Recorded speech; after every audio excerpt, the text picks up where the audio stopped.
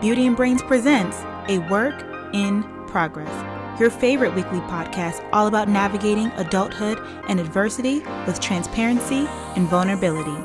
Here, we highlight progress over perfection.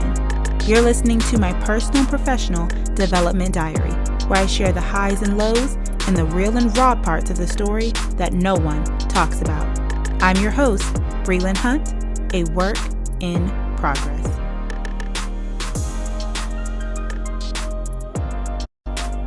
Dear friend, I hope all is well with you and that you are as healthy in body as you are sound in mind and strong in spirit. Welcome back to another episode of A Work in Progress, the podcast. I'm really excited for today's podcast episode. So I moved to DC in August, shortly after the Miss Maryland 2022 pageant. And honestly, I was so disappointed with the way that experience went. And I was so upset because I was so happy with the way that the 2021 pageant went that I was like, I wanted to walk away then. And I think I would have been happy and okay with walking away then. But I decided to compete again in 2022. Then 2022 went rogue and I hated my experience. And I was like, I cannot let this be my last pageant experience. I feel like I need to compete again and redeem myself because I know that I can do this. But what am I going to do? I aged out.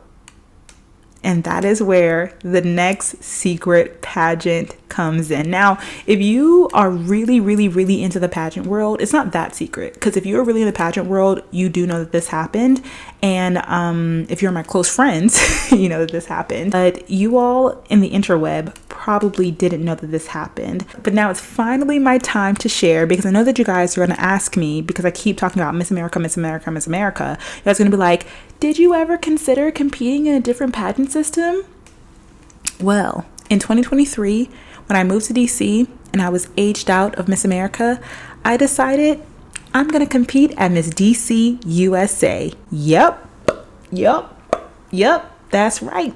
I did it. And it was such a funny time because I kept it to myself. I trained quietly. So up until this point, I hadn't had to compete in a fitness competition in 2 to 3 years. Now I had to compete in a swimsuit on stage. And I don't know, I just see Miss DC USA, those girls are just top of the line. I just knew it was going to be a very, very hard competition and very different than anything that I had ever done before. So I got a lot of coaching this year. I took walking lessons. I took makeup lessons. So I did a lot of photo shoots. I even officially got a pageant coach this year. And with all that being said, my next AWIP advice is to be careful not to box yourself in or away from opportunities or experiences in the name of loyalty. Other than the first pageant that I had ever done, once I decided I was a Miss America girl, I did not compete in another system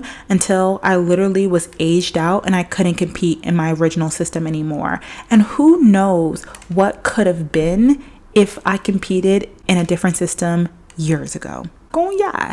I would judge girls who would compete for Miss Maryland, and then right after the competition in the summertime, they would drop their local title, because you're supposed to have your local title for a year. People would break their contract and no longer be a local title holder and compete at other pageants, whether it be Miss USA, NAM, whatever. I thought that was poor character.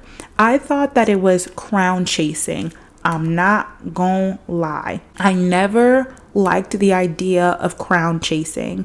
I never liked the idea of just doing the next pageant in order to win the crown, because I thought that you should take some time after you lost a pageant to finish out your year respectfully. I thought that you should take some time to think about what you did wrong, and also to give thanks to the people who helped you prepare for the pageant. I think it's so unfair to only be worried about preparing for a pageant or preparing for the state pageant instead of all that you can do as a local title holder, because there are so many experiences that you can have as a local title holder. And this goes for the same thing for girls who are state title holders, and then like leading up to Miss America or Miss USA, and then like after that you don't see them anymore. Now all of a sudden you don't care about community service. Now all of a sudden you don't want to do anything. It's like, ew, you only want the title so that you can compete at states, and if you don't win, like, you don't care anymore. I just was turned off by that.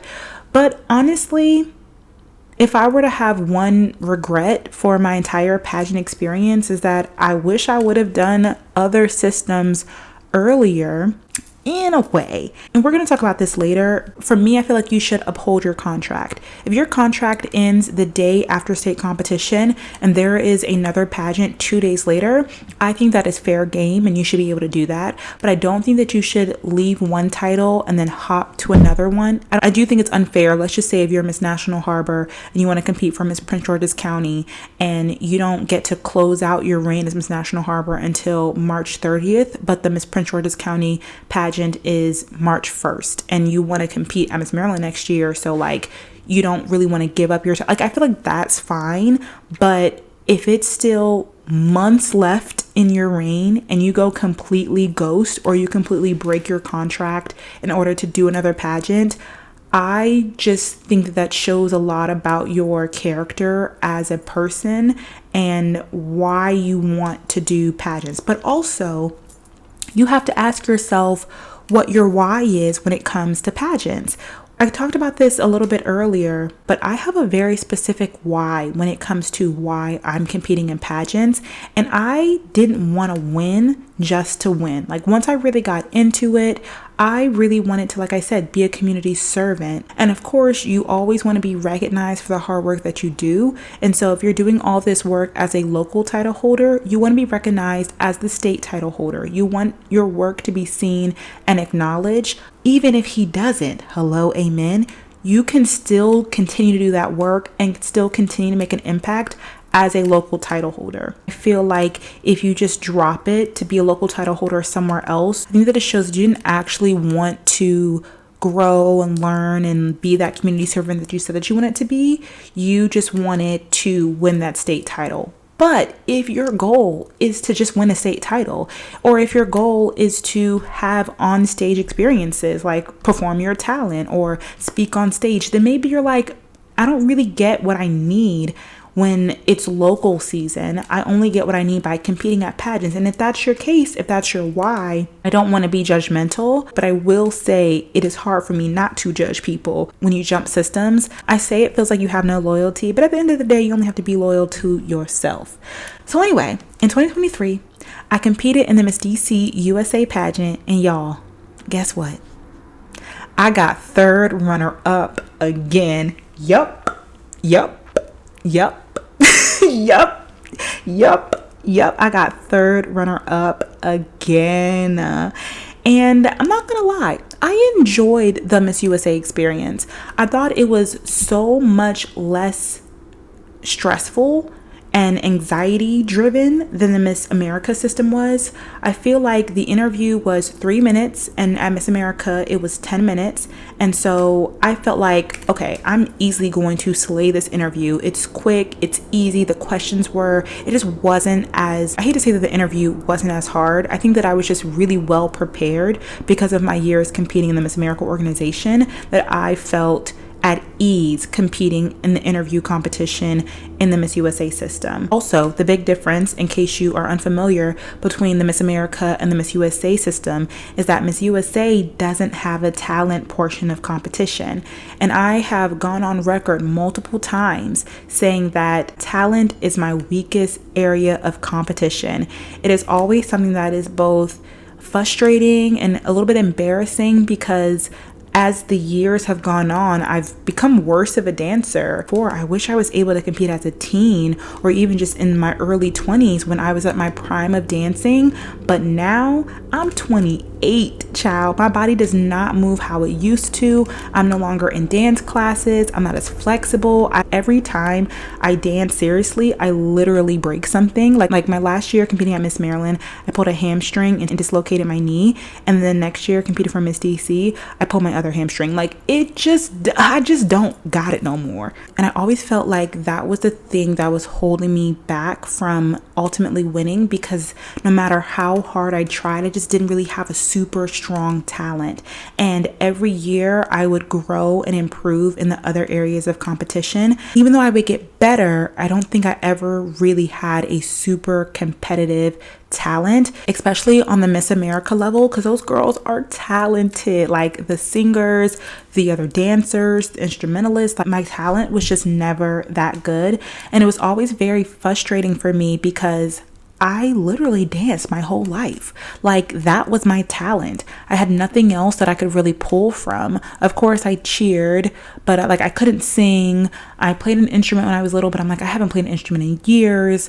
You guys know that dance is a really big part of my life. So it felt kind of strange to be not only ostracized, but heavily judged in a negative way about my talent, when that was all I knew how to do. That's all that I had ever done. And that's something that I really hold so deeply to who I am as a person. I'm going to go more deeply into that in a later podcast episode, but a lot of people would recommend the Miss USA system to me the more I went on in the Miss America organization. I think a lot of it is because Miss USA has this persona of model, glamorous girls. And I would see that as well. I think that everybody who competes at Miss USA, they're gorgeous. They're stunning. Photo shoots, they do a lot of runway because they have the swimsuit competition. They're normally very fit.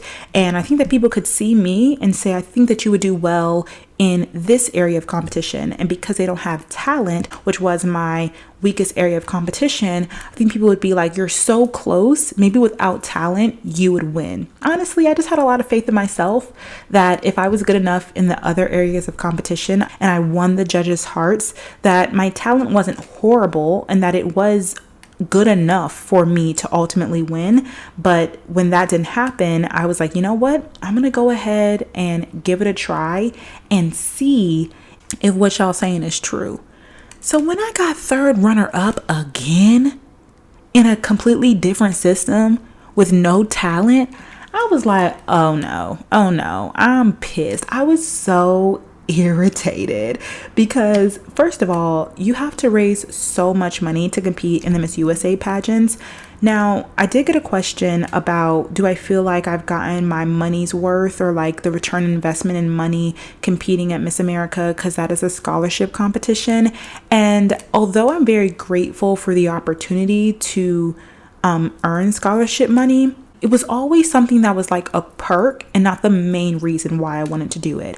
I was never that girl who was like, I'm going to compete at Miss America so that I can pay off my loans or that I can afford to go to school. There has been times where I literally couldn't afford school, but because of a Miss America scholarship, I was able to continue on. That literally happened to me in graduate school. So I am grateful for the opportunity to earn money, but it wasn't a driving force for me wanting to compete in that system. However, I did like the fact that it felt like in the beginning, you didn't have to be super rich to do it. You would hear stories about people who would get, hand-me-down dresses or stuff from the Goodwill. And if you are that good and it's your time and it's your state and it's your place and the other girls and the judges, you don't have to spend a lot of money to compete in pageants. I do believe in that.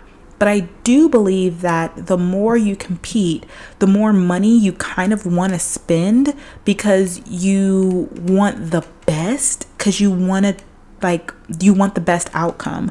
I don't think you have to. My last year competing, that was probably my most expensive gown. Not by much, but it was my most expensive gown. And I don't regret it, even though I didn't win, because I felt my best. Now, if I could have gotten that gown, I wouldn't have gotten that gown at a Goodwill. The only other dress that I felt that good in was like that Giovanni gown, and that Giovanni gown was like $600, which for an evening gown is very inexpensive. And I felt just as good in that dress as I did in my pink dress. A little bit more in my pink dress because like it was pink and it was perfect to me.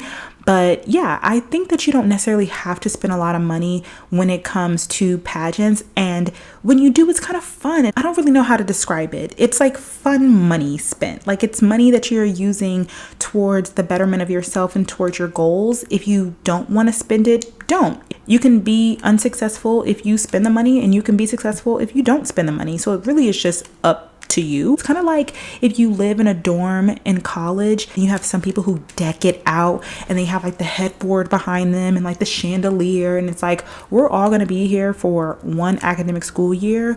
Your experience is going to be different from mine because I don't even have a mattress pad on my bed. We both paying the same amount of money to live in these dorms and have this college experience. But if you want to spend a little bit more, that way you love your dorm experience even more, like go for it, because you're going to enjoy your experience even more. You may look and be like, dang, it wasn't worth it. I didn't really need a chandelier. But you may look back and be like, hey, I had a chandelier in my freshman dorm. Like that was kind of lit. You may look at your neighbor's room and be like, dang, they only have a comforter on their bed. Like they're not even making the most out of this experience to decorate this dorm. And they may be looking at you like, you are spending so much money on this dorm room and we only going to be here for a year. It's really just about perspective. Anyway, I say all that to say it doesn't feel like, at least back in the day, I'm not gonna lie, Miss America is changing. Back in the day, it didn't feel like so much upfront money. Eventually, you would end up paying a good amount of money. But like I said, my first pageant is like, okay, $100 that you are donating to the Children's Miracle Network Hospital. That was very easy for you to ask for friends for $25 and be like, this is tax deductible. If I was really in my bag at the time, like I definitely could have gotten like $100 sponsored. That's easy. Nowadays, even for Miss America, it's like $300 for your state, $300 for Rebel. It's like random money coming from everywhere, and it's not as easily fundraisable. So I think that's like just annoying. But Miss USA has always been like that. But they're like, I don't remember how much it was. I want to say like $2,000 off rip. It's giving gross sisters, give me my money. Like I consider the Miss USA system to be so expensive. Now granted, I've only competed in now those three systems: Miss Black USA, Miss America, and Miss USA. I haven't competed in any other systems, and I'm sure the ones that are like NAM or UNM, I'm pretty sure those are also what they like to say, like pay to play. So you probably have to give a lot of money in the beginning, and then you have the entire experience. But I also think it's different for those experiences because experience is different. Like you have a whole week, probably do like fun fashion, and they have like PJ parties, and I don't know, I think it's like more worth it. It feels like an entire experience, whereas you pay $2,000 and it is a 1-day pageant. But other than that, my Miss DC USA experience was pretty good. I had a great time. I thought the girls were really nice. I thought the girl who won was beautiful. Oh, and you guys, guess what happened? Because I was so adamant about getting my body right because I was going to be competing swimsuit on stage, that is when I really got into like my fitness grind. And I remember thinking like, okay, I may win best interview, or maybe I'll win, best evening gown, but like I just want for the judges not to puke on stage when I'm in swimsuit. And why did I end up winning best swimsuit performance? Yes, y'all, I won the fitness award. I was like, oh my gosh, not this being the thing that I was like the most nervous about. And again, I was nervous for swimsuit, but not like shaking in my boots like how I was for talent. Like I said, I would be so nervous to compete for my talent because it was just like this impending doom of being judged for something that I love to do, but I was just never recognized as being a good dancer when it came to like the pageant world. And it was just something that was very like, I got a lot of trauma when it comes to dance. And so for it to be paired with pageantry just like sucked. And for that not to be there in the Miss USA system, I was like, oh, I don't really have anything to be nervous about. Like, I feel confident in my interview. I worked so hard for my swimsuit competition that I feel good in my swimsuit, and I love a good evening gown. And I ended up doing something different for my Miss DC USA evening gown, and I liked the dress, but the reason why I didn't end up wearing it again is because in person it's pink, but on stage it looked nude, which is what I liked because a lot of the girls like wear nude for Miss USA, but I felt like it just washed me out, and I just wanted for me to stand out in my dress. But I love that it was long sleeve, I love that it was sheer, and I love that it had a slit, and it also had a, you know, overskirt. You guys know like my favorite type of like evening gown style. So I really enjoyed the experience, but because I got third runner up, I was like, well, what's the point? If I'm going to get the same thing that I've gotten in literally every other pageant thus far, I might as well do the pageant that I really want to do, which is Miss America. And lo and behold, they ended up changing the age limit for Miss America again. And so now instead of it being 26, I think it was, they changed it to 28. So I was like, yes, let's go. And I'm in DC, so now I can compete at Miss DC. Before I go too deep into the Miss DC recap, I really want to talk deeper about my experience competing in the Miss USA system, because I know for this podcast you're still going to be like, well, I feel like you should give another system a chance. And honestly, nowadays there isn't much of a difference competing at Miss America versus Miss USA. They are honestly very similar, because now Miss America has a fitness competition. Even the national, y'all, I'm not gonna lie, pageantry is a hot mess right now. Okay, all of the boards and the presidents and the scandals, both of them, a lot of drama surrounding them right now. So it just takes me back to saying that your why determines which pageant you should do. So getting more into my why, I previously talked about kind of my idea of what a pageant queen was and how that ended up fostering into my love for community service, having a community servant heart, and then taking that opportunity to do service and combining it with my life's passion and purpose to create birth equity for all. But another one of my big whys, which I know I've mentioned before, but I don't like to mention it a lot. A lot of you all know that in addition to being an OBGYN, I really want to be a media health news correspondent.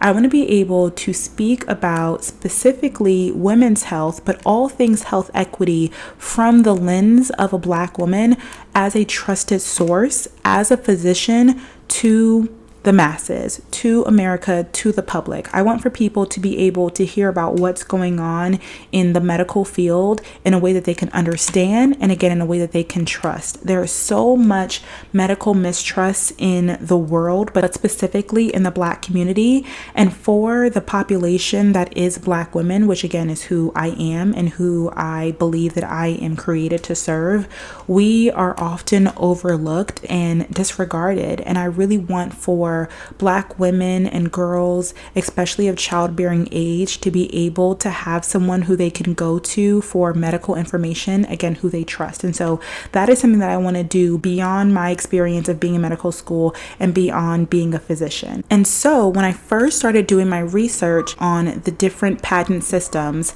one of my favorite Miss Americas is Debbie Turner. And what I loved about her is that she won when she was in the middle of veterinary school, and she ended up becoming what is now considered to be a media health correspondent throughout her reign as Miss America. She got that opportunity by becoming Miss America, and now she's still able to use that in her career to this day. Pretty simple as to why I made my choice.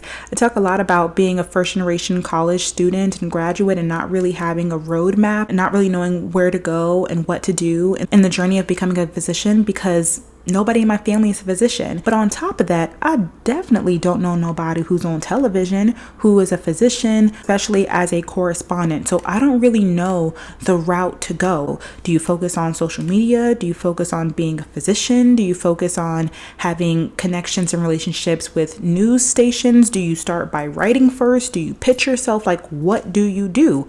Well, I will tell you what worked for one person.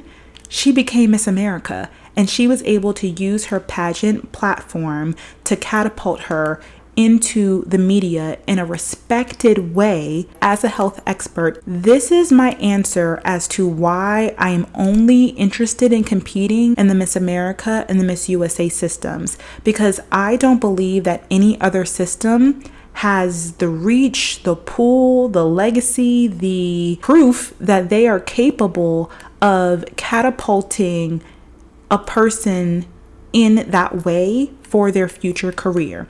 And this is why your why is so important, because there are a lot of pageants out there. I literally had no idea when I first started. And if I just wanted to be a pageant girl, if I just wanted to win, if I just wanted to have a crown, if I just want to have the opportunity to do community service, there are so many systems that I can do.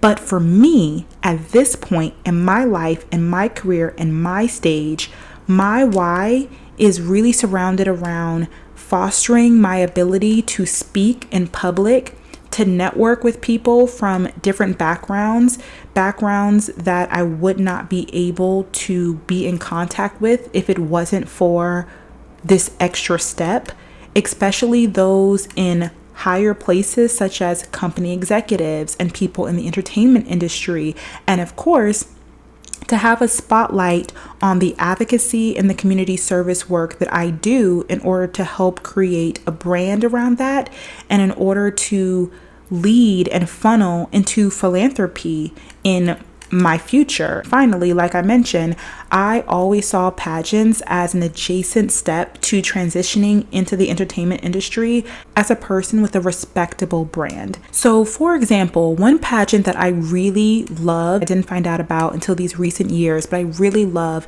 is the Miss Collegiate American pageant. Or is it Miss? No, Miss Collegiate America, because there's the Miss High School America and then there's Miss Collegiate America. I love that system. I judged a couple of years ago their Miss Junior High School America, and it's amazing. It is a beautiful stage. Like, the directors are great. There's a lot of girls. They come from all over the place. They go to Arkansas. I have been there in person and seen the way that pageant has run behind the scenes and in the audience, and it just looks like so much fun. And if you win Miss Collegiate America, you get a Jeep. I would love to do that pageant. It seems like so much fun. And I'm not saying I never will. Let me just be very clear. Well, I don't know. I look at a lot of pageants and I'm like, this looks like so much fun. I would love to do it. But when we go back to my why, what would I get out of being Miss Collegiate America? Not saying that the title holders aren't amazing, because a lot of these pageants too have amazing prize packages. But if I want to win scholarship money, then okay, maybe. If I want to win a car, if I want the opportunity to present myself on stage and be again recognized for my performance, okay. But if I want the opportunity to be catapulted into the entertainment industry as a respected brand, I've never seen a Miss Collegiate America do that. I've never seen a National American Miss do that. I've never seen a Miss Black USA do that. Now, I'm not saying that these people are not amazing title holders and that they don't make great impact in their communities and that their titles are lesser than. I'm saying I've seen Miss Americas do it and I've seen Miss USA's do it. And that is why I hold so much respect and regard for those pageant systems, and why I have only allowed myself to compete in them, because my why for winning, other than the community service and the experience and the girls and all those things on stage, but it's like, this is supposed to be a stepping stone in order to get me to a place that I wouldn't be able to get to without pageants. I don't know if I've ever really articulated that to people before, but hopefully you guys can get my perspective, why I compete, and specifically why I compete in the systems that I compete in. And I will say that in my last couple of years of competing, especially as so many things have changed, other things have been brought to the forefront, such as the importance of social media and even the way that pageants are like no longer on cable television anymore, but also nobody has cable television anymore, and how title holders are the new influencers. They want title holders who are influencers, but they want you to not be influencer yet because they want for the pageant to make you, but you need somebody to make the pageant because child, ain't nothing happening over here. it started to become more and more clear that you would have to put in more work to make the most out of the title than if you put that same amount of work and effort into being an influencer or being on a reality TV show, which could also propel you if you went in with the same amount of mindset and intelligence as some of us pageant girls do.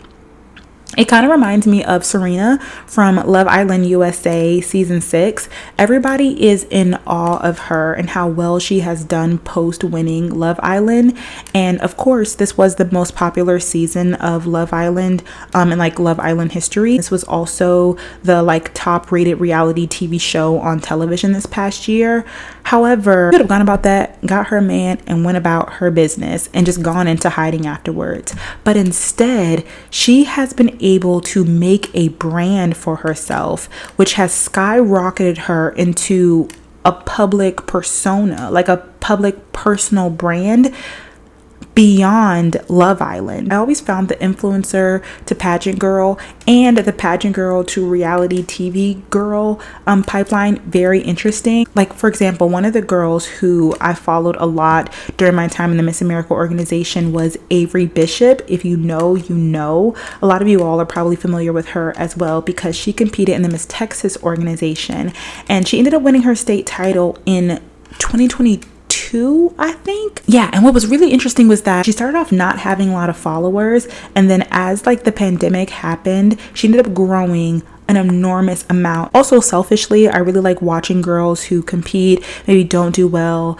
and then come back and then end up winning, whether it takes them, you know, 1 time, 2 times, 3 times, because it would always give me hope that like, okay, maybe this isn't your year, but like if you come back, like you can win. And she was one of those girls who she competed, she was first runner up, and then she competed again and like didn't even make top 5, and then she came back and she won. And so I just remember being like so excited to watch her reign, especially as a person who was actually good at social media. Like, she was so fun to follow. Anyway, the thing about her is that although she did really well at Miss America, she ultimately didn't end up winning. And post Miss America, she's been able to use both that social media and her Miss America experience. She was able to utilize that experience being in the community, person who was first generation and ended up going to law school, eventually ended up becoming a lawyer, and all of her experience as Miss Texas being a community servant, that she was able to catapult herself in the next upcoming years into running for office in Texas, like as a Gen Z candidate, which shows how you can really do anything that you put your mind to when you have the platform, if you have an idea of how you're going to utilize that platform post the height of the exposure. So I always had the plan. I just needed the platform.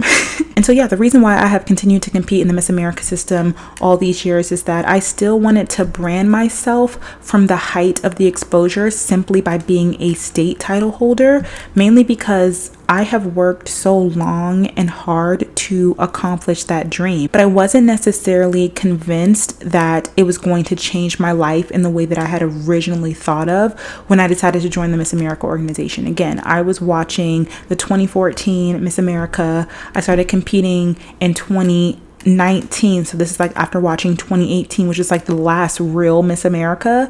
As soon as I started competing, the pageant system started to change and it was never really the same. But I just had my heart set out on being able to win that state pageant and specifically compete at Miss America and have that Miss America experience. It wasn't going to catapult me into the entertainment industry, but the opportunity to be Miss America possibly could. And if I didn't win Miss America, being Miss Maryland, Miss DC, Miss DC USA was a great way to amplify the community service work that I was doing. But now that Miss America and Miss USA have new leadership, they also have a new system, there are new rules and regulations and normalcies. It just makes it clear that your reign is solely dependent on what you make it, even if you are the national title holder. No one is coming to help you. Like, there is no one coming to save you. I feel like that's the case for some of the state pageants, both in the Miss America and the Miss USA system. All you get for winning is being the winner.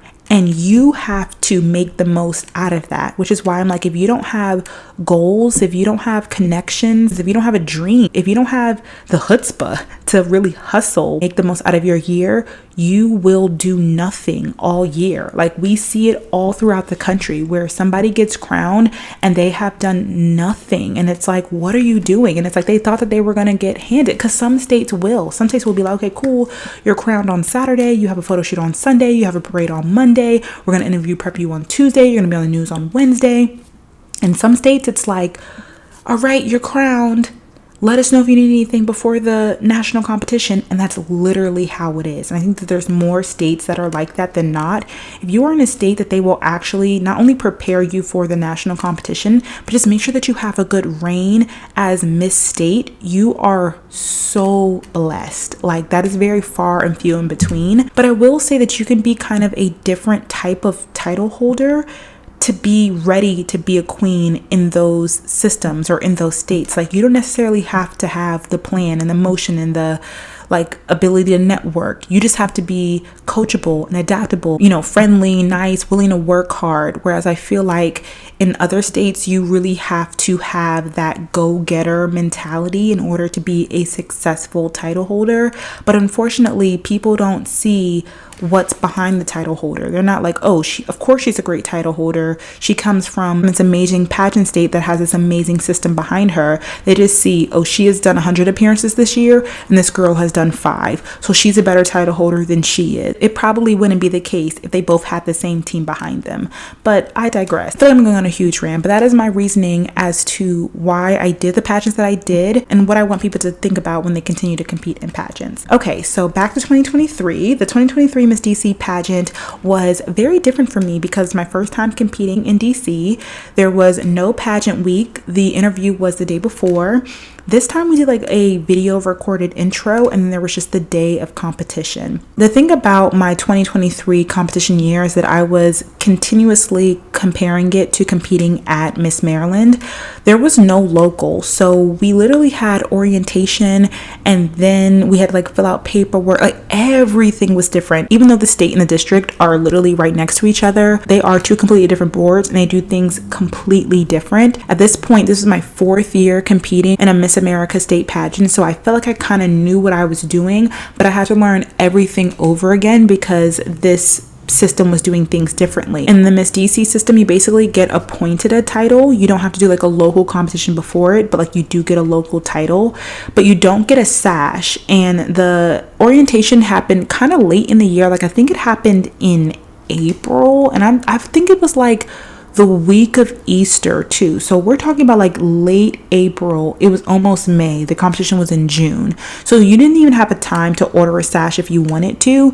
And that was very different than preparing for a local, winning it, and then taking that momentum and then preparing for state, especially when it came to doing community service work, because A, you didn't have that much time, and B, I would call it like pageant privilege. You know how there's pretty privilege where it's like people maybe want to talk to you, they want to give you things, they're nice to you or whatever if you're pretty. There is something that I'm going to call pageant privilege, which is where if you present yourself as a pageant girl, you get opportunities that you wouldn't get if you weren't a pageant girl. For example, there could be a gala in downtown DC right now, and the tickets could be thousands of dollars. And I can say, hey, I'm Miss Capitol Hill DC. Can I come to your gala and make an appearance? And they may say, oh my gosh, absolutely, Miss Capitol Hill DC. Yes, you can come.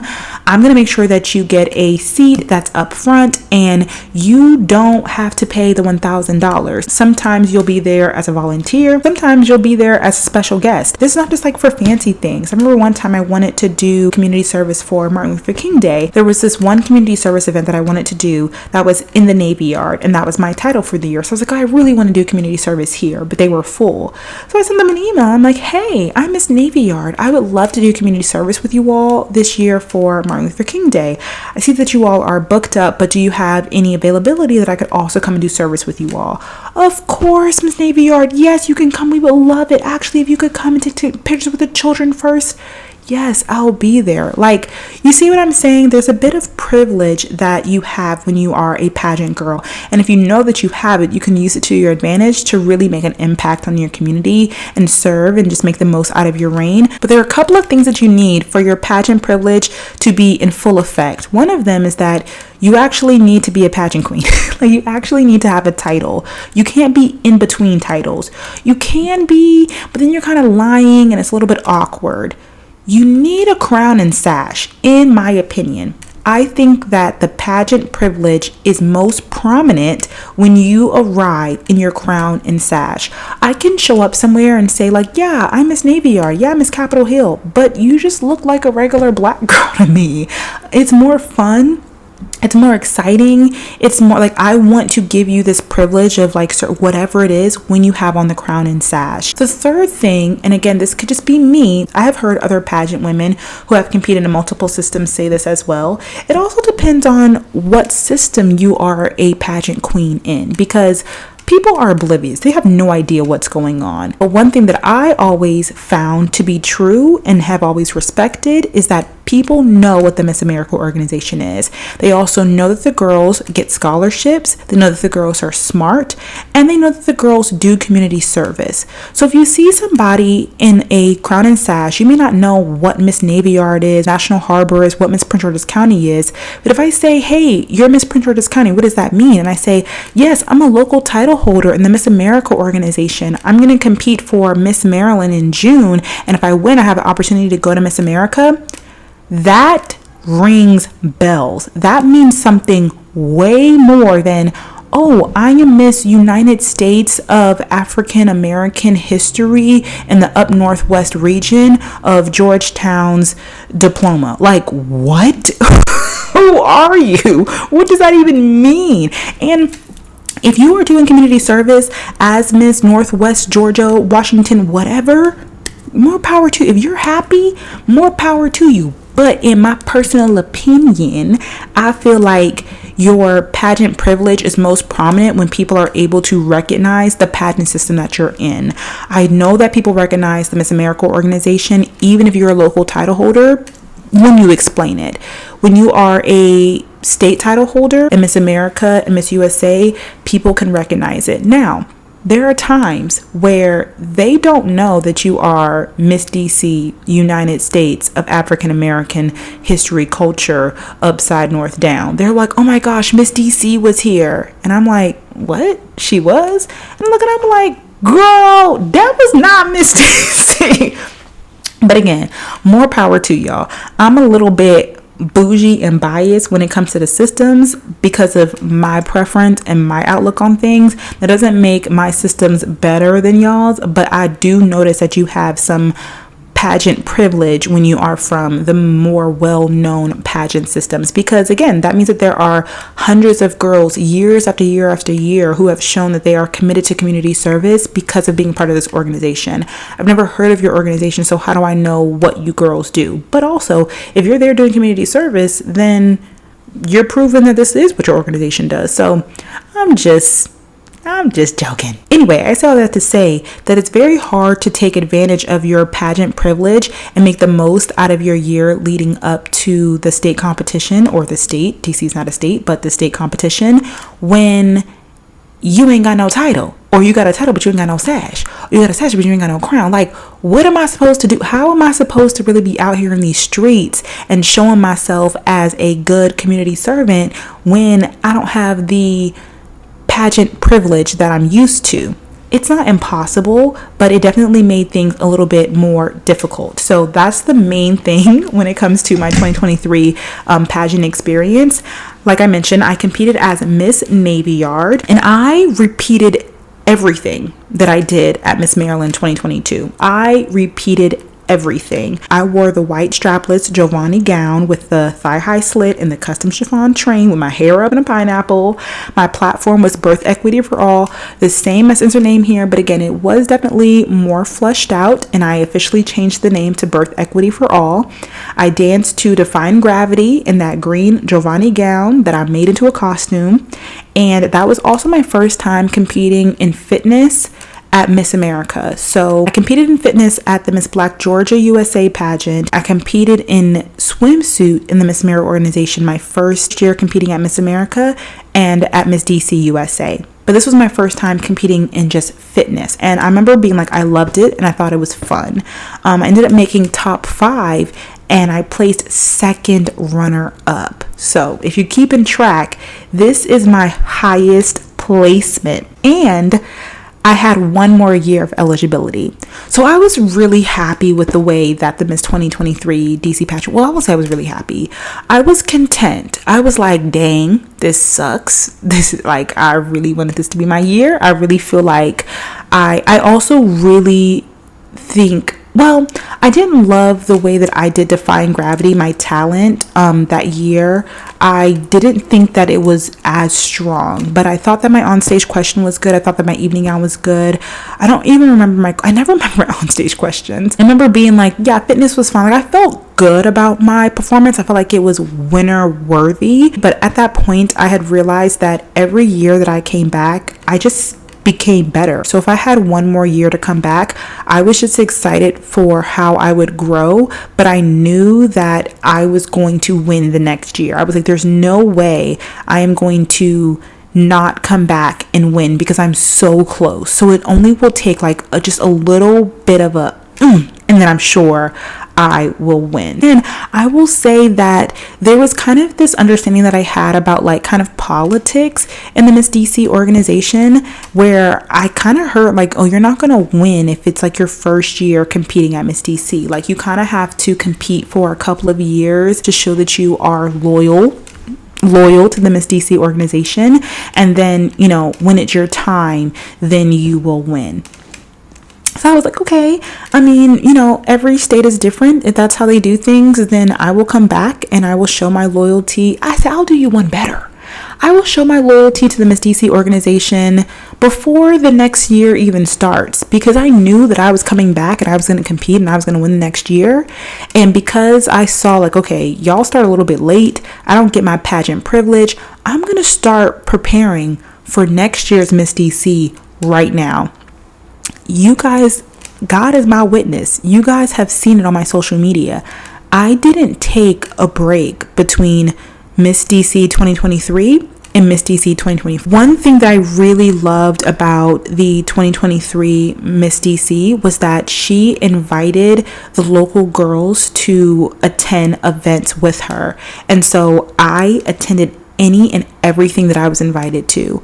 Community service, appearances, I went to everything. At this point, this is when I brought my Miss Navy Yard sash. That way I could have my pageant privilege and I could do community service as Miss Navy Yard. And I continued building the brand of Birth Equity for All and doing my community work there.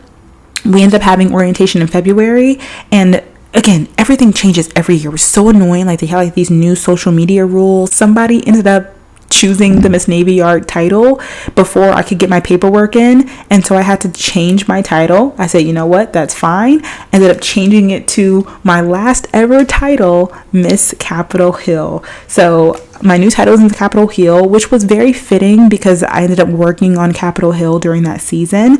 And yeah, I was just going in leading up to Miss DC. Like, I left no stone unturned. I was working out consistently. I really locked in with my pageant coach. Like, not only did I frequent pageant interviews, but I also ended up doing like an in-person walking. Now, I will say, in preparing for Miss DC 2024, I had the idea that I wanted to change my talent. I can't do the dancing no more, y'all. I'm tired. I can't do it no more. My body can't do it no more. I really feel like I should switch my talent. And this is when they came up with the Her Story, which is basically like a spoken word monologue that would be considered a little bit different than your regular monologue, because you were telling your story whatever on the Miss America stage, and it was considered to be a talent. I really liked this idea. I thought that I have a story to tell. I'm very passionate about women's health, birth equity for all. I think I could create a really great spoken word type of performance, and I think that I would be a lot less nervous, and I think that I am a much better speaker than I am a dancer, and that I can score higher if I do a spoken word than if I do a dance. But I won't lie, there are a lot of mixed opinions about the Her Story. And when I say mixed, I mean people hate it. People do not think that the Her Story is a real talent. People think that the Her Story is like, like they don't think that it's real. They think that a person with a Her Story shouldn't win over a person who has been trained in, ballet or different areas of, dance and instruments or opera and singing. And it's like, sometimes people find it boring, all the things but I feel like, in my humble opinion, especially as somebody who doesn't have a strong talent, but believes that I would have been an amazing title holder, especially a state title holder, I think that it is really stupid and silly to take away the opportunity for a person to compete in this organization because they don't have like a traditional talent. I understand that that is what Miss America is. That's what makes it unique. That's what they do. They do talent. So in my opinion, if a person has a good enough spoken word or Her Story to compete with those who have been dancing since they were 2, singing since they were in their mama's womb, or playing an instrument since, the age of 5, then they deserve to win. So if I have this thought, why didn't I do a Her Story at Miss DC 2024? Well, I watched the Miss America 2023 pageant. If you guys watched with me, I, streamed it live, and I loved our Miss America's talent, which was a Her Story of her being in the military and flying planes. It was a great talent, and ultimately she ended up winning Miss America. And I was thinking, dang, if the 2023 Miss America won with a Her Story, it's not very likely that the 2024 Miss America is also going to win with a Her Story. So I should probably try and win with my dance. That is probably the single biggest regret that I have. I think that if I would have changed my talent, we will never know. Now, we will never know. We will never know. But I think that if I would have changed my talent, I would have possibly had the opportunity of being Miss DC 2024. And if I would have had that opportunity, I could have then made the decision as to if I wanted to keep that talent at Miss America or if I wanted to change to something different. But instead I decided if I don't get my body right to dance, I can't switch over to dancing in 6 months. I have to keep my body moving because I'm getting old. So I decided I was going to continue dancing for my talent, but that I was going to change the dance. That way it was more entertaining and hopefully something that I can score higher with. I know I've shared this with people before. I don't know why I kind of still want to gatekeep it, but I had the idea of dancing to a Beyonce melody of Homecoming. I love Homecoming. If you guys are unfamiliar, Homecoming is the live album that Beyonce ended up doing at Coachella in 2018. As a band dancer and an HBCU graduate and a Beyonce lover, I thought it was a perfect combination and the perfect opportunity to do a style of dance that I was more familiar with and possibly just more appealing at. I thought it would look better if I did more of a majorette style dance. I thought that people would enjoy it more if it was to a Beyonce mix, and I thought that I could just play it up and it would just be a little bit more fun, and maybe that would get me a higher score. Miss America was in January. In February we had orientation, and that's when I was like, okay, now it's really time for me to start getting everything ready for June. I reached out to some producers because I didn't know how I could mix all these different Beyonce songs without getting kind of copyrighted, because there's special rules that you have with Miss America and the type of music that you can use. That's why you always hear the same songs for pageant girls over and over and over again. I talked to a couple different producers.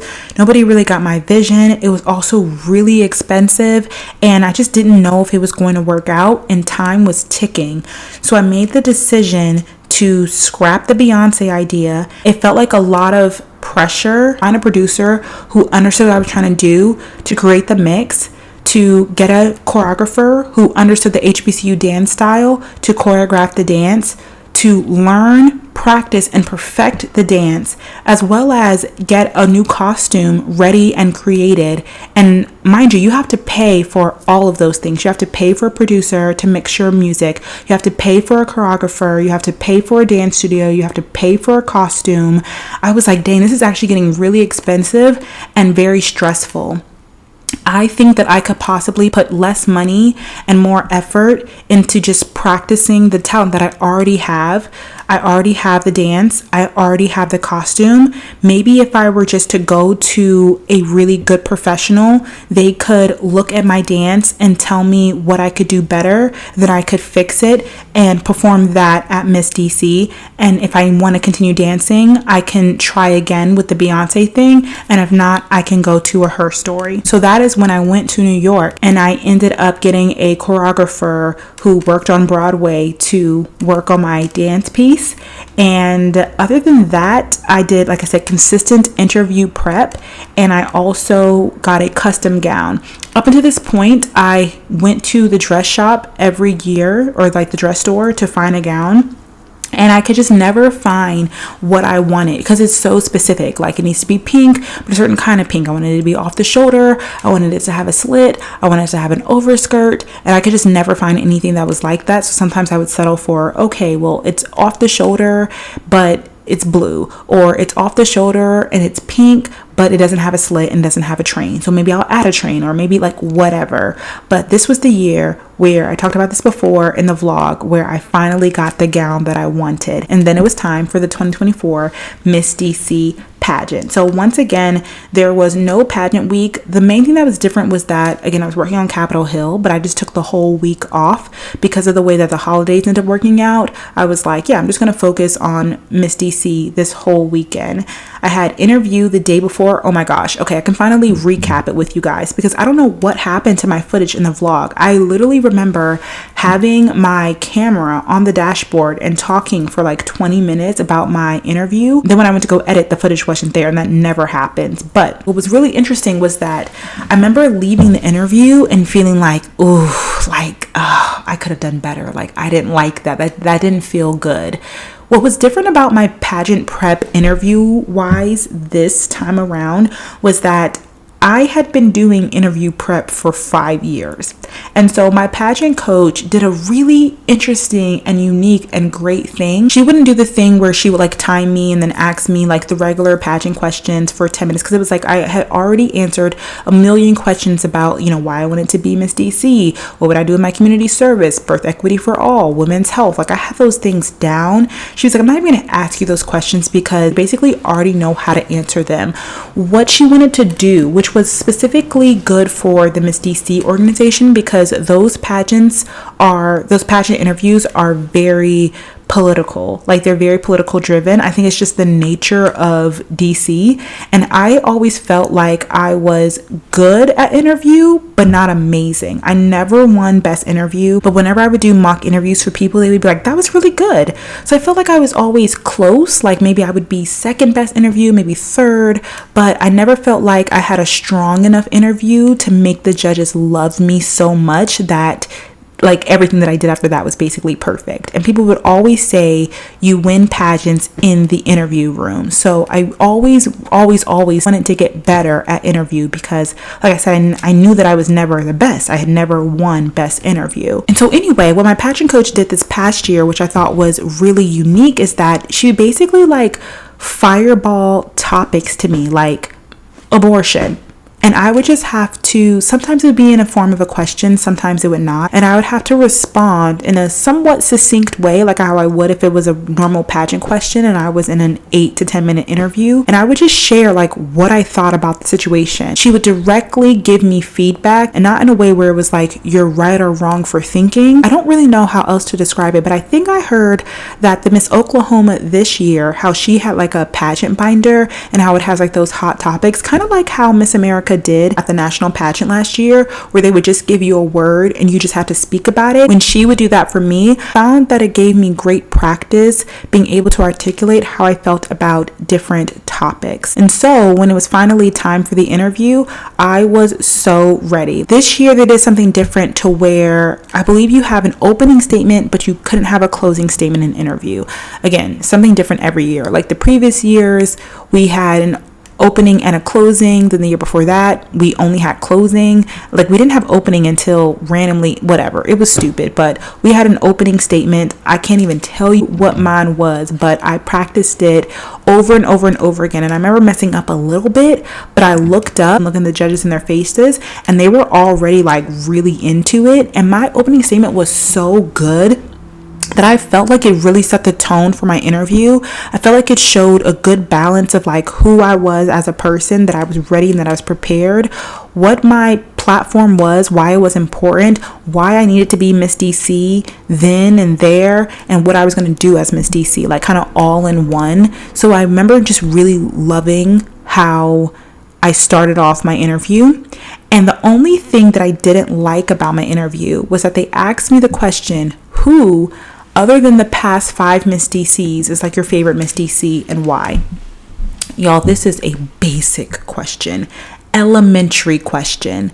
And I froze. I was thinking so big. Like I'm over here like, okay, if they ask me about Roe v. Wade, you know, whenever I talk about birth equity for all, the abortion stuff comes up, and you ask me who my favorite Miss DC is this a teen? I was like, what is I literally blinked, and I remember kind of laughing and being like, oh my gosh, I don't know why I cannot think of somebody right now.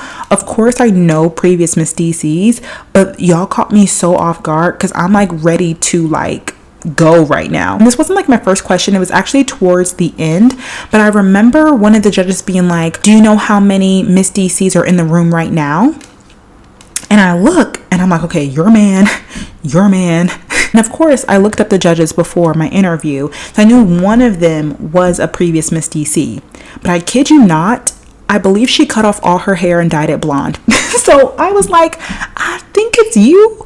But I'm not gonna lie, you look a little different. And not in a bad way. Like she looked great, but she did not look like her headshot picture. And so I was like, is it you? Or is it you? Or is it you? Or maybe there's 2 of y'all. And sometimes they switch out judges last minute. So I remember being like, I know it's one, it's you. And anyway, I just felt like that was such an elementary question that I didn't answer well. And there's so many, of course, like as soon as I left, I'm like, I could have said this person, I could have said this, I could have said that. In retrospect, I think that my interview was so like, I can come off very like at the end of the day, y'all, I am 27 with 2 masters, a future physician, like my birth equity for all, I am like a drill sergeant when it comes into the interview. What I have to work on is like coming across relatable, still friendly and bubbly, but like educated, not too hard. Like it's a very hard like power play balance that I have to play when I'm in the interview room. And it's like not a matter of like not being too smart, but just being relatable, just being fresh and like fun to talk to, not letting the interview be like too dark and heavy or like too serious. And so what I think actually happened is that because that moment stumped me, I kind of let go my guard. I kind of let down my guard a little bit because I was like, wait, like, wait, y'all, I really know. And I think that they were able to see a bit of my personality more than they would have if I would have just like answered the question like, oh, my favorite Miss DC is actually Miss DC 2016, Sierra Jackson, because she's my Spelman sister. And one thing that I really love about Spelman College, because we are both alumni, like I could have bodied that question, but instead I showed more humanity than perfection. And so as you guys saw in the pageant vlog, when it was time for awards, I ended up winning the top interview award, and I was shocked. You can see my face is actually very interesting because I was in a daze the entire pageant day.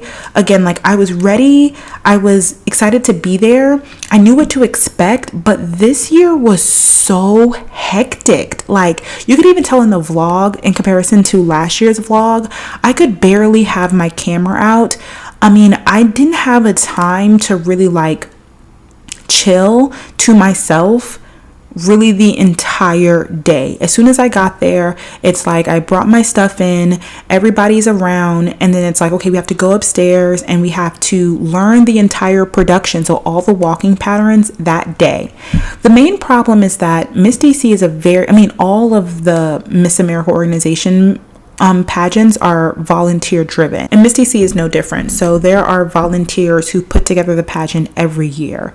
The previous year, the girl who was the producer had been the producer for the past couple of years. So she had a really good flow. She was very organized, and she ended up getting COVID. So this year we kind of had volunteers in her place, and it just showed, like, you could tell that like there was too many cooks in the kitchen. There was too much going on. There were too many opinions. The girls were giving their opinions of like, oh, let's do this, let's do that. Somebody would come and be like, oh, the judges are going to sit on this right side. And then they would change to be like, the judges are going to sit on the left. It was just very hectic.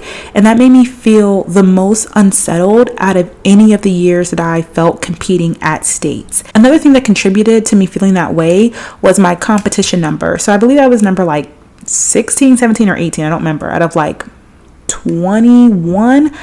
Yeah, no, my memory. I really don't remember. And I liked my number because I like being towards the end. Preferably, I like to be last, but as close to last as possible. I don't like to be first, and I don't even like to be like towards the front. I like to be towards the end. So I was happy that I was towards the end, but specifically because of the amount of girls that there were, they kind of split them in half from that until top, and then they made a cut from all those girls to top 5. After we kind of learned all of the walking patterns for the fitness and the evening gown, we each were able to go through our talents twice. So everybody got a chance to go on stage, do your talent, take a couple of minutes, and then do your talent again. This would take up majority of the morning, but once you're done doing your talent, most of the girls would go and start doing their makeup. Because I have literally gotten injured by doing my talent rehearsal, I was very adamant about stretching and spending some alone time while I was preparing to do my talent. So I was like in the audience stretching, and like about 2.5 hours go by. Like, that's how much time it takes for each girl to do their talent 2 times, then making sure that they have the lighting correct, that the stage hands know when to bring on, different props and instruments. Like, it takes a long time to stage an entire production when you have 20 something competitors. And because I was like number 16, 17, 18, whatever I was, I had to wait all that time before I did my talent. And then when I did my talent, I went to do my makeup. Some people were able to do their makeup for like an hour, and I only had like 40 minutes or so to do my makeup before the show started. Like, I remember being so rushed, and there's nothing worse than like rushing to do your makeup, especially when you're a real makeup girly. Like, I can do my makeup well, and when I really want to look good, I want to take my time and do my makeup, especially like this is a big day. Like, I'm gonna have a lot of pictures, I'm gonna be in video, like I want to look bomb. And I remember rushing to do my makeup and just being like, I had to kind of skip steps. I just didn't feel like it was like my best work per se. And then I'm rushing to like get it done before it's like, okay, it's time to go on stage. I go on stage, we do introductions, and then it's finally time for on stage Q&A. On stage Q&A was fine. It's not great, but I was, again, later in the order of competition, and so I saw that they were dinging girls if they were going over. So I was very adamant about like, you're not finna ding me. I have never been dinged in my life. I will say I will keep an answer short and sweet instead of rambling on, because I'd rather, I have previous experience of not doing well on stage question. Up until that point, I've never like completely blanked. I've done a ramble before where I've like rambled, and I'm like, ooh, this is actually like not good. You need to wrap it up. And so I try and keep it short and sweet and speak from the heart. Especially if I feel like I've had a good interview and I've shown the judges that like I'm smart, I can speak. I try not to like overcomplicate it and like show off when it comes to the on stage question. It's like I literally just don't want to embarrass myself. I'm not trying to be the most, intelligent and fluent person here. I literally just don't want to embarrass myself, and I don't want to get dinged. So that's what I did for on stage question. Next up, we have fitness. I remember writing here that like fitness felt less fun than it did previously. And I think it's just because I was like, again, rushed. Like I liked my fitness outfit. The music was fine. I think I just didn't have enough time to really like take my time on stage. We already talked about my talent. I danced again to Defying Gravity. I wore the green Giovanni gown that I made into a costume. It was the updated dance. I felt okay. I felt good about it when I did it. When I watched back the video, it's not as good as I felt about it. Like I remember when I watched back the first time I did Defying Gravity at Miss Maryland and being like, I feel good about that. Like that feels clean. Even though I liked the choreo better, something about it just wasn't clean enough. Even though I practiced so much, I just didn't love it. But I felt good about it when I left the stage. I didn't know that I didn't like it as much until I watched the video. And then for evening gown, you guys saw that I wore my custom, I think it's called Tabaja. It's in my vlog video. The pink gown with the side slit and the overtrain. And I was so excited because I was like my dream dress. And my platform is Birth Equity for All. And I ended up making top 5. We ended up doing our final questions in our evening gowns this year. Again, just things were just different production wise, but not that big of a deal. My final question was okay. I feel like I didn't really bring it home for real. Like I know if I really, really, really tried, I could do better for on-stage question. But sometimes I feel like it doesn't matter. Like especially when you get to top 5, sometimes I'm like, just don't fall on your face because the decision is already made.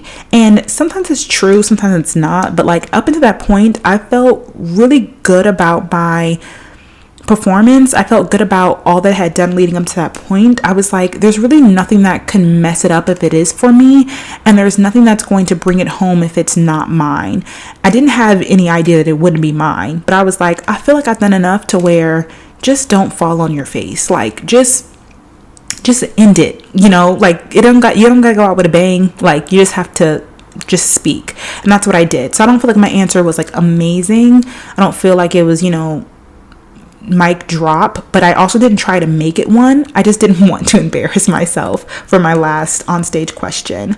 I also ended up being named as one of the top 5 fundraisers, so I wanted to say thank you to you all because you all are the ones who have been contributing to my spot funds for years now. I don't even want to see how much money I've raised for the Miss America organization over the past 5 years. Like, that's a little bit scary, but thank you all. Because of you all, I was announced as one of the top 5 fundraisers. I was in the beginning of the show and nobody recorded that for me, so I didn't put that in the vlog, but that was also one of my awards, so thank you.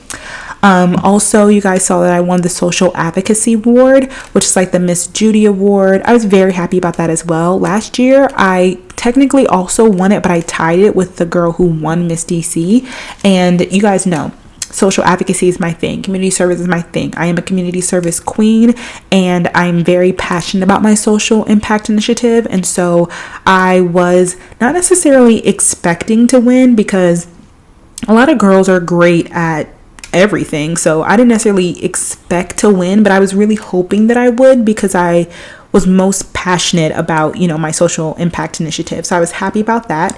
And then, as I mentioned, I ended up winning Best Interview. And that was probably the only real emotion you saw from my face during the awards and crowning, because I was so shocked. I was like, oh my gosh, because there was a long spiel before they announced the winner, and they kind of talked about how you got $1,000, and I was like, oh, that's a really good scholarship. That's really cool. And I just didn't expect to win. I think that I had given up on basically being top interview just because I had never won up until that point, and so I just never considered myself to be the top interview girl. So when I won, I was shocked and I was really, really happy. And I remember thinking, oh my gosh, I won. If I won interview, I definitely won, because the judges fall in love with you in the interview room, and they loved me. They liked me. They really liked me. And then I placed 3rd runner up. This is a joke. This is a joke. This is a cruel joke. Yes, I placed third runner up again. I went back one placement. Last year I placed second runner up. This year I placed third runner up. And my emotions were all over the place. I remember, first of all, I was so like, third one. Because I wasn't even nervous yet. Like, when they called fourth runner up, I remember being like, oh, she did such a great job. She's so nice. I love her. She's such a nice woman. Oh my gosh.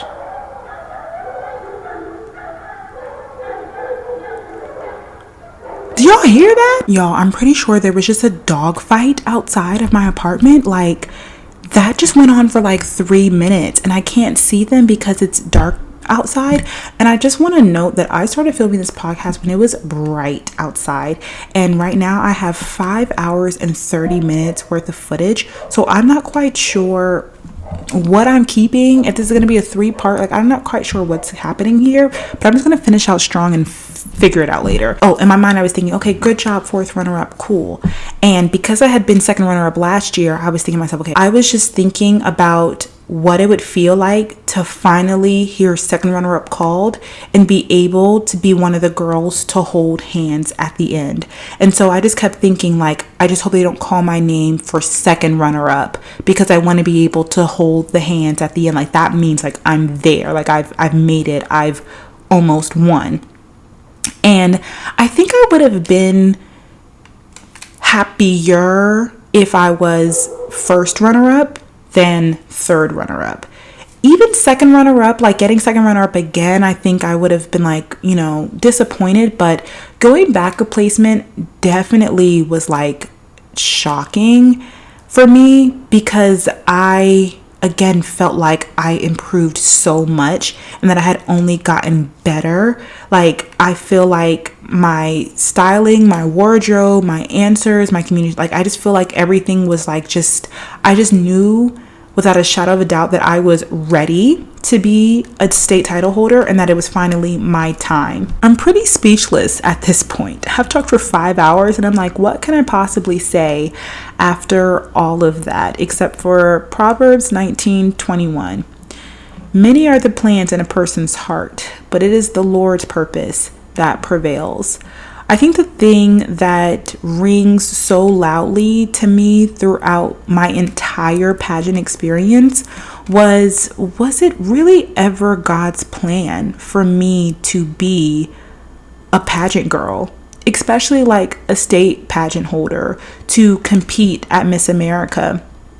And I think that after 5 years of trying, I think it's very clear that God said no. I think it's important to have this perspective, because making plans isn't a bad thing. In fact, in the Bible, it tells us that we will harvest what we plant. So we should be diligent and not lazy to wisely prepare for the future. But the reality is that even when we make those plans, we have to hold on to them loosely, because God knows the full picture of our lives. And I believe that God is always working in and through his people, giving them the desire and the power to do what pleases him. But sometimes we require rerouting, and sometimes what we want just isn't in his plan. The hard part is that even if we don't get what we hoped for, we have to know and believe that he is always good. He loves us. He wants what's best for us, and his glory won't allow for him to give us anything less than the best. So if we're not getting this thing that we want, it means that we're not supposed to have it. I was introduced to pageants so many years ago, and time after time after time after time, things have just not worked out for me. I have learned a lot. I have grown a lot. I have received a lot. I have given a lot. I have inspired a lot. I have impacted a lot. And with all of those experiences, I can confidently retire from pageants, knowing that God has said no to this being a dream that I need to live. Obviously, I've been able to talk about pageants nonstop for 5.5 hours, so it's more than just this small thing. But at the same time, pageants are not the end all be all. I was Brelynn before pageants, and I will be Brelynn after pageants too. It will always be part of my story, but it is not my entire story. I'm just trying to remind myself that I am still young with so much life ahead to live, and I'm happy and thankful for the ways in which my life has been shaped, but I have to step away from chasing this dream in order to build the community and experiences and ecosystems of the new ways that will help define me in the next chapter in my life. I wrote a quick little list about the things that I'm going to miss / the things that'll change or that will have to be different, or like that I'll have different motivations moving forward, no longer being a pageant girl. I know I'll always be a pageant girl, but no longer being a girl competing for pageants actively. The first thing that came to my mind was like fitness and working out / like going to the gym. I was so depressed after Miss DC that I did not go to the gym for months. And even though I started working out before competing in pageants, I guess it kind of happened at the same time, but I never really worked out to look good on stage because, like I said, for many of my years competing, I didn't even have a fitness competition. But in the last couple of years, like I definitely wanted to always look good on stage. And I didn't even mention about how, again, all the different injuries that I had as a dancer. This past year, I tried to shift my workout routine to doing like more yoga and Pilates in order to be, easier on my joints to be the best dancer that I could be at Miss DC. And so after Miss DC, I'm like, okay, I will probably never dance on a stage again, so I can go back to lifting the heavy weights. But I just didn't have the motivation. I didn't really have the motivation. So I realized, okay, I'm really gonna have to go back to the drawing board and find my love for exercise outside of the fitness competition, outside of looking good on stage, outside of preparing my body to dance, because those are no longer the realities of my life. Another thing that I'm gonna miss is public speaking as an entity. When I think about all the opportunities that I've been able to get, whether it be to speak about birth equity for all, mentorship, or again, just be seen as a person who is capable of speaking, pageantry has definitely improved me so much, improved my skill set. I'm gonna have to really push myself to grow as a public speaker without weekly interview coaching, and I'm really gonna miss that. I'm really gonna miss both the opportunities that come organically and also the ways that I was constantly and consistently improving and becoming better. Along the same lines of that is service. I believe that God has called us to serve, again, without that pageant privilege of being able to reach out to a soup kitchen, own motivation of doing service without it being tied to a title or making an appearance. The next thing is community / friends. There's multiple levels. There's friends. Pageantry was a pretty great way to make friends. Community, I feel as a competitor, you're part of a whole pageant community, especially in your state or in your region.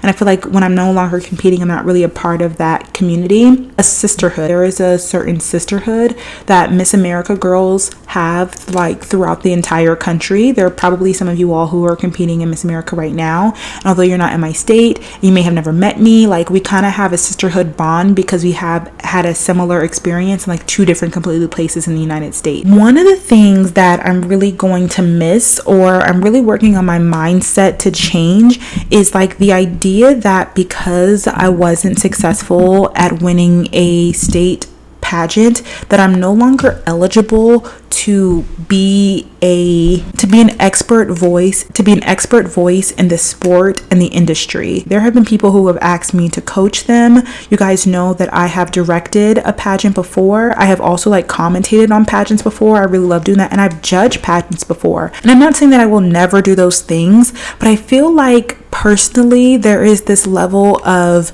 trust and expertise that comes when a person will give you advice, whether it be as a coach or a judge or a commentator, when you have had some success yourself.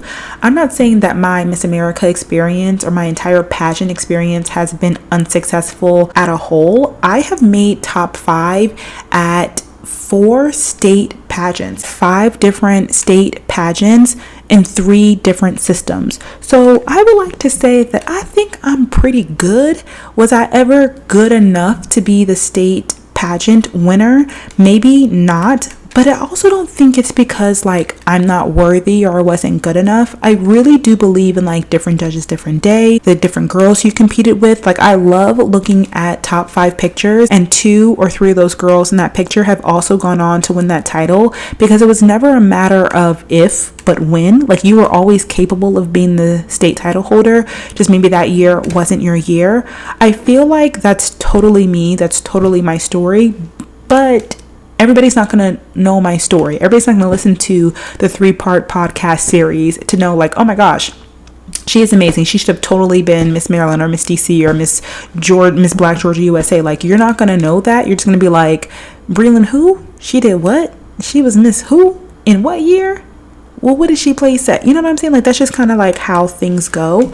And I also was very adamant about taking a step back from directing this year, because I also didn't want for my experience to become triggering or like trauma inducing for young girls during such an impressionable time in their life. Like pageants are so personal. We are talking about you, who you are, what you believe, what you say, how you look, how you dance, how you sing, how you act. Like it's so personal. So when somebody says that they don't like your pageant performance, it very much so feels like you don't like me. And when I don't win, it feels like I'm not good enough. And I feel like I never want to take some of my own experiences and things that I've learned that I haven't been able to a positive closing experience. I never want to take that on somebody else and be like, well, you should do this because, you know, they never crown a girl who does this. Girl, they didn't crown you. Like even what I said earlier about you having to wear your natural hair color. Girl, they didn't crown you with a blonde wig on. But maybe they will crown me. Maybe I am that girl with a blonde. Girl, maybe. It kind of makes me want to stay away from coaching, directing, commentating, and judging, because I feel like I kind of haven't earned the expertise. But at the same time, it's like I've been doing this for so many years.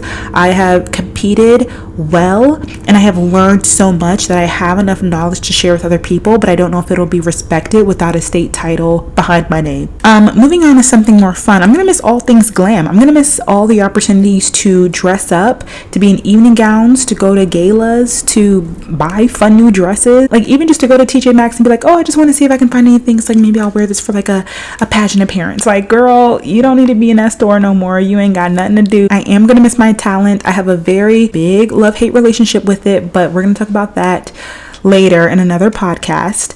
And I mentioned this a little bit before as well, but like pageantry was my sport beyond dancing and kind of like intersecting with it. But like I really enjoy watching other pageants, you know, having like my little list of people who are gonna win. Like I said, watching it live with people, commentating. Like pageantry is really a sport and it's entertaining, and I love watching different systems and different people compete and come back and win. And I feel a little bit jaded after not winning, but I am finding myself falling back in love with it. So I hope that doesn't change too much, because like I said, this is something that has brought me a lot of joy and fun and entertainment over the past couple of years. Oh my gosh, there's so many things on this list. Next thing on my list is interview preparation / like personal development of what I think about what's going on in the world. I feel like that is very easily explainable, self-explainable. The next thing is chasing after a short-term achievable goal. Part of me wants to be like, okay, let me just try and, you know, go for something else. Not necessarily a pageant, but like, you know what I'm saying? Like have another short-term goal, for lack of better words, like coming short time and time again. Like I mentioned, really played on my self-confidence, really played on my self-esteem, really played on my courage. Like I think I used to be a much different person for all of this like failure and defeat in pageantry. And so I don't want to just jump into something else because I don't want to continue experiencing failure. And I don't know. I like the idea of having something to like work hard towards. And now I feel like my goals that I'm working hard towards are like pretty long term. Comment down below if you have any ideas on new hobbies or goals that I can add to my list. Again, I don't know if that is a healthy thing for me to want to do or not, but let me know. Lastly, which kind of goes back into my why, I feel like I'm just going to have to re-look and sort out how my personal branding looks. Not only just people knowing for me to be a pageant girl, but like how I can continue to push my personal brand, because I feel like pageants really helped people understand, like, again, who I was, what I was passionate about. I also feel like I was really able to utilize my pageant experience parallel the different career push that I tried to do. For example, me changing my community service initiative to Birth Equity for All is something that I will be able to speak about and utilize for years to come. It's been like on my medical school applications, and I've spoke about it in medical school interviews, even been able to speak about it in job interviews when I was working on Capitol Hill. So it's something that started off with pageants, and I really had a big push for it because of the pageant, but it's something that I was able to gain something from outside of pageants, and I want to be able to still have that same push without pageants for things that can help me outside of pageants. Goodness, y'all, I cannot believe I'm still talking, but I have so much to say. I knew it was going to be a long podcast, but I literally did not know it was going to be this long. Okay, so let's talk about me being retired, because I am a retired pageant girl. Yes, y'all. I mean, honestly, pageants are not what I expected them to be, and that they have changed so much since I first became a fan and started competing. I am so grateful for the impact that I've been able to make so far with the titles and organizations that I've competed in. But like I mentioned, they are far from the best that the industry has to offer. From bright light stages to prize packages and glam teams, news interviews, photo shoots, dresses, events, apartments, cars, dealerships, like most of that was never my reality. And although in some states and in some systems it can be, for me in the DMV, there was a lot to be desired on the local, state, and national level. I asked myself the hard question, how much investment do I put into a hope, such a small chance of a return on that investment? So at this point, if I were to continue competing, it would only be to live out that dream of being a state title holder. But with all the work that I've put into it, I don't know if it would ever actually be worth it. I don't want to get my hopes up. Be courageous, have that faith to A, possibly be extremely disappointed, and B, to have to really grind to make the most out of my year. I'm not gonna lie, sometimes I'm like, why not? You can, like, especially in the Miss USA system, now that there is not an age limit, I could definitely compete for Miss DC USA or Miss Maryland USA next year. And sometimes I be thinking about it. I be like, I could do one more. I could do one more. But other times I remember the moments that I was content retiring, and then I went back anyways, and that's when I most regretted the choice. Or, and most importantly, in similar experiences where I heard God say no, and I pushed and I pushed and I pushed anyway, and then I learned the hard way why he didn't want it for me. You can try, but I don't think you should suggest another system to me. Again, there's really only one other one that I'm eligible for that has a track record of producing the career trajectory that I seek. And when I reflect on all of the time, money, effort, the brainstorming, the coaching that I've spent on pageantry, I'm kind of at the mindset where I wonder if I could get the results that I desire by leaning into content creation. I think that I could improve my personal brand awareness, exposure, my notoriety as a subject matter expert, and even work as a bridge to philanthropy if that's what I want to use it for. And so with that, I am going to respect and trust God saying no and retire from pageants. There's no better way to end this episode than with a few minutes of guided affirmations to keep our spirits up and focused as we move throughout our day. So remove all distractions and verbally repeat these words after me. I am grateful for every experience that has brought me to this moment of growth and self-discovery. I am grateful for every experience that has brought me to this moment of growth and self-discovery. I believe that God's no is not a rejection, but a redirection to something greater than I can imagine. I believe that God's no is not a rejection, but a redirection to something greater than I can imagine.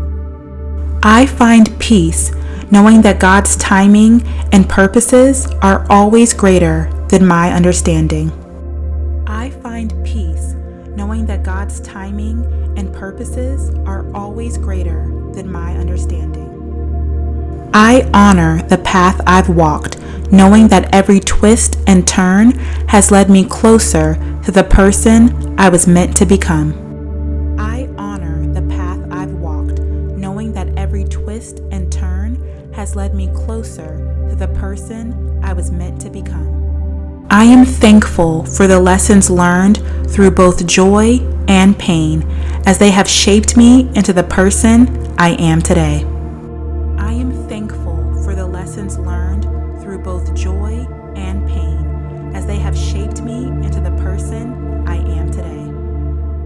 Thank you all so much for listening to today's podcast episode, especially if you have made it through all 1,000,000 parts, pageant, diary, podcast, tell-all. I did not expect for me to have so much to say, but clearly I did, and now it is all out there in the open. I hope you all enjoyed the content. If you did, please subscribe to my channel. Even though I'm not doing pageants anymore, I still want to have you guys around. I still want to be friends. So please subscribe to both the podcast and the YouTube channel. You can follow me on my Instagram and TikTok at Brelynn Hunt. And you can always visit my website, BrelynHunt.com, for updates or to contact me to share your story. Until next time, be sure to live each day to the fullest because you only live once, and give yourself some grace. We are all just a work in progress. Thank you so much for making it through. I love you all so much. I'll see you all soon. I literally don't have a voice because I've been talking for 6 hours straight. Bye.